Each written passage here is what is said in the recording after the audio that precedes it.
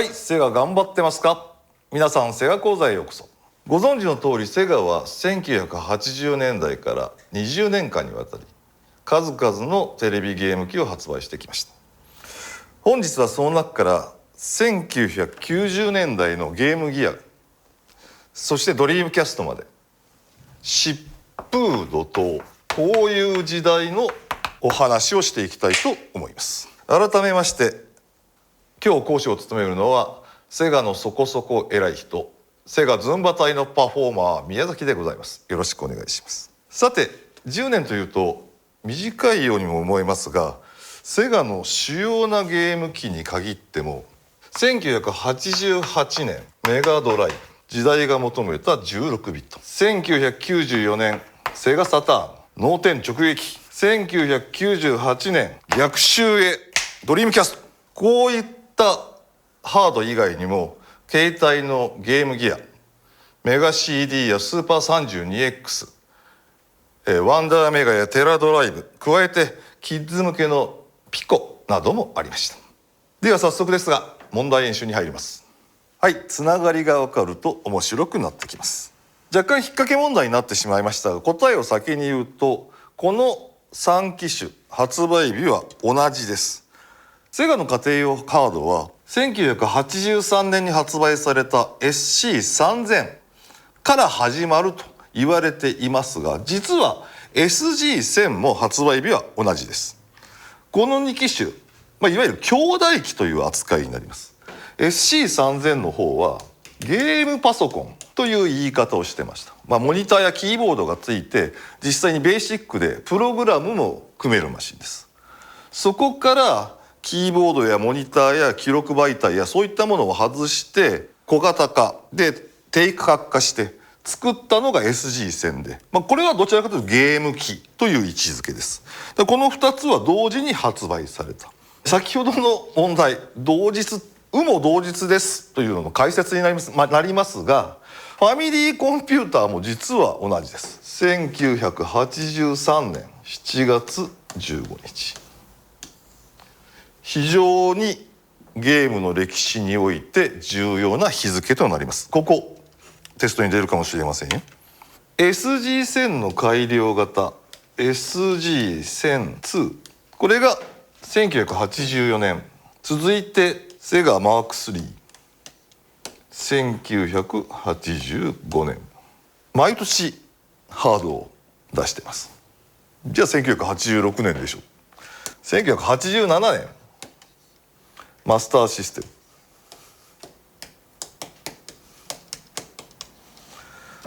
マスターシステムというのはマーク3の互換機なので、1986年にマーク3を海外で発売するときにマスターシステムという形で発売したんですね。それを逆輸入というか日本版という形で持ってきたのが1980年のマスターシステム。ここまでがセガハード前史初期という意味合いのハードになります。そして1988年のメガドライブの登場によって劇的にハードの歴史は変わっていきます。で本日は時間も限られているので、そのメガドライブ以降、特にそのサターンからドリームキャストへつながるこのハードの歴史をあるキーワードで紐解いていきたいと思います。そのキーワードはコードネーム。セガは歴史的にプロジェクトにコードネームをつけるという文化がありました。というか今でもあります。ある時代ハードのコードネームが非常に特徴的なものを使っていたので、これを今日は解説していきたいと思います。まずはこちらをご覧ください。我々が暮らす宇宙、太陽系です。英語で言うとソーラーシステム。勉強になりますね。1990年代のセガはこの太陽系の星の名前をコードネームに使うという習慣がありました。では問題です。まず水星、英語でカタカナで書きますけどマーキュリーと言いますね。太陽系の第一惑星。1990年に発売された携帯ゲーム機、ゲームギアです。こちらですね。貼っておきましょう。ちなみに今年はゲームギア発売30周年ということで、ゲームギアミクロというさらに小型化したゲーム機をセガは発売しました。お分かりになりますか？続いて地球アースですね。これはメガドライブのコードネームである。これは都市伝説です。そんなことはありません。ところが私もずっとメガドライブはアースというと思っていたんです。なので去年メガドライブを小型化した復刻ハードメガドライブミニを出すときにムーンというコードネームをつけてしまいました。なのでこのアースがメガドライブということは間違ってるんですが、ムーンはメガドライブミニ、誰も怒らなかったからまあいいかと。こちらがメガドライブです。一応違いますけどアースのとこに貼っておきますね。そしてこちらは本物ムーンというコードネームを持ったメガドライブミニです。ということで地球と月は間違い。じゃあ1990年に発売されたゲームギア、これが最初のコードネームでしょう。それはそうなんですが、土星太陽系の第6惑星、皆さんご存知セガサターンです。この問題一番最初にコードネームを使用したのはどれか、ここサターンがそのままセガサターンという商品になったんですが、正解はサターンです。実はサターンというハードを作る時に初めてセガの家庭用テレビゲーム機の6番目だから第6惑星のサターン土星にしようというのが決まったんです。その後に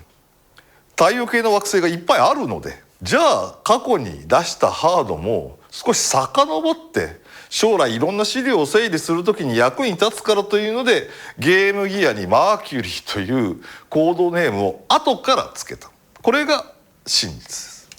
でセガサターンが6番目のハードということはその一つ前のメガドライブ、これは実際マーク5という言い方をされていました。セガハード前身に出てきたマーク3、続いてマスターシステム、その次のハードだからメガドライブはマーク5。古い資料が出てきまして、これは当時 2D の絵を描いてたデザイナーさんが使ってた用紙ですけど、こ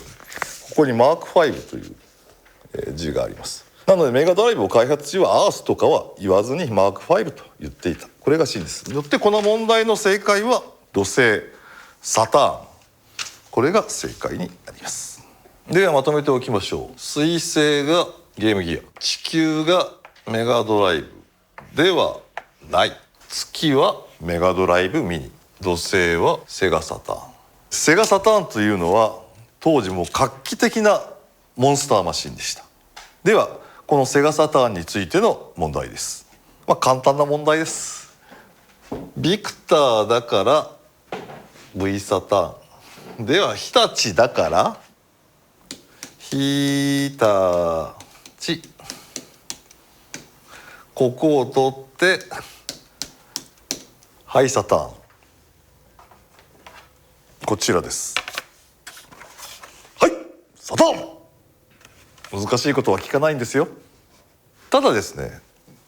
これはサターンというか次世代機のことをよく表しているお話で、もう一つのゲーム会社が汎用部品を集めて一つ新しいハードを作るってのは非常に難しくなってた時代なんですよ。カスタムチップというその新しいハードのアーキテクチャにふさわしい仕組みをいろんな協力会社と一緒に一つの形を作り上げていく、そういう時代になっていたということです。意味わかる？続いては火星マーズです。こちらはかなり有名ですね。スーパー 32X、 メガドライブのパワーアップキットです。メガドライブに装着します。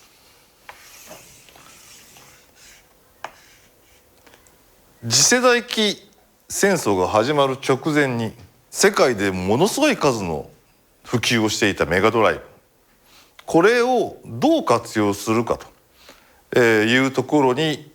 セガが求めた答えがこれです。メガドライブをパワーアップさせましょう。スーパー 32X。 ただし日本においてはセガサターンの発売日が1994年11月22日、スーパー 32X は1994年12月3日。次世代機とされるセガサターンの方が現世代機のパワーアップキットであるスーパー 32X よりも先に発売される。まあ面白いといえば面白いし、セガらしいといえばセガらしいですが、今となっては若干首をかしげたくなるようなことになりました。次は金星ヴィーナス。こちらはメガドライブの携帯機です。北米でのみ発売されたノーマッドという液晶画面のついたメガドライブです。まあ北米版ジェネシスのカートリッジがそのまま刺さります。実はですね、このノーマッドの試作機を発見しました。初出しですね。こちらです。ここにコードネームがそのまま入ってます。ヴィーナス。このマシンが発売されたのがなんと1995年、スーパー 32X よりもサターンよりも後になります。まあこれはテストには出ません。続いては木星ジュピター。これは社内でもあまりメジャーなプロジェクトではなく、最終的には商品化されなかったものになります。きちんとした試作機もなかったのですが、これはカートリッジ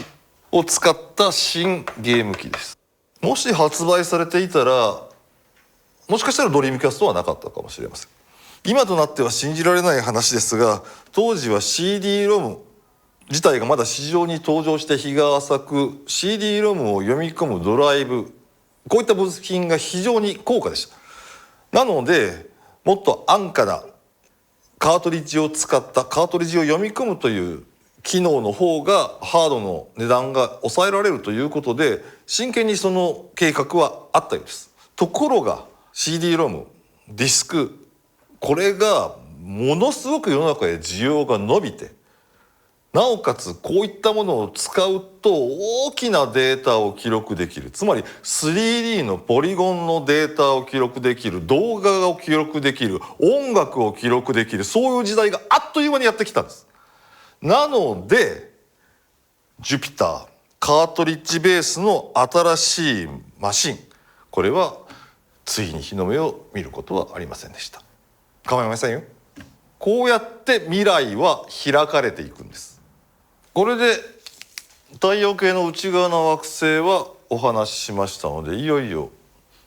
こちら側、最終的には形になることのなかったプロジェクトになります。まずは海王星。こちらはですね、スーパー 32X とメガドライブ、これの一体型プロジェクトになります。まあここで一体にもうなっているので、これを本当に一つにして出したらどうというプロジェクトです。まあ技術的に難しいお話ではないので、やろうと思えばきっとできたんだと思うんですが、残念ながらこのスーパー 32X が思ったほど売れなかったというよりも、あっという間にこちらの時代になっちゃったんですね。 3D ポリゴンの時代になったので、この形のものを新たに作るよりもこちらを伸ばしていこう、セガサターンを伸ばしていこうということになったということで、ネプチューンというのはせっかくコードネームがついたんですけど、日の目を見ずに終わりました。そして冥王星プルート、このセガサターン、これにネットの機能を最初から付け加えたマシーンと言われています。というのが今回いろいろ調べたんですが、やっぱセガの社内に正式にプルートというコードネームは残っておりません。おそらくもうネットの時代はすぐそこまで来ていたので、この後紹介するドリームキャストへ至る道筋のどこかでこのセガサターンにネット機能を最初から入れて商品化しようというのは当然考えられていたことだと思います。ただ試作機自体もセガには残っていませんし、そういったものはいっぱい多分あった中の、一つだったかなと。プルートという名前もそういう意味では今はもう惑星でなくなった星の名前がついているというところもありますので、結論としてはプルートについては存在を否定も肯定もできないということになります。さてそのドリームキャスト、こちらですね。ドリームキャストからは惑星のコードネームではなく新しいコードネームが使われました。刀、独特の名前を付けたんですが、当時開発用に使っていた記録媒体です。刀専用の GD-ROM という媒体になります。刀って書いてますね。では最後の問題です。これについては全て正解と言ってもいいんですが、あえて一つに絞るとこちらですね。これはもう生々しく、私は当時ドリームキャストのその立ち上げの事務局みたいなことをやってまして、1年半ぐらい毎週会議を、全体会議というみんな関係者が集まる会議を、議事進行と議事録取りをやってたんですけど、実は今回その議事録を発掘しまして、どういう経緯だったら、そもそもなんでこの星の名前じゃないこの刀という名前、こういうプロジェクトネームにしようと思ったかというと、もともとがこのサターンの次のマシン、このプロジェクトについてはこう言ってたんですね。デュラル、ピンときてる人はいると思うんですけど、バーチャファイターのラスボスの名前です。ただこのプロジェクトが日本とアメリカで別々に研究されていた。日本の研究していたハードをグッピー、アメリカのハードはブラックベルト、こういう言い方をしてました。いろいろあったんですが、最終的にこの日本のグッピー、すなわち日立の、CPU と NEC の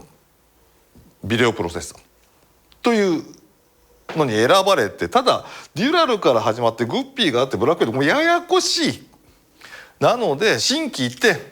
新しい名前をつけて全社で日本もアメリカも関係なくやろうよという時に、どういうコードネームをつけましょうという議論になって決まったのが刀です。おそらくそのコードネームの候補を出す時にですね、この「あ」も「い」も「え」もあったんですね。中には刀あかんと思って刀がいいなと思って出した人もいるし、刀という言葉を候補として聞いた時に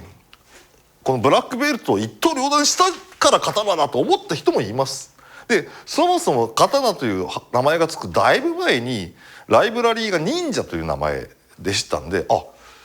和風ですごく合うねと思った人もいるんです。ただ最終的に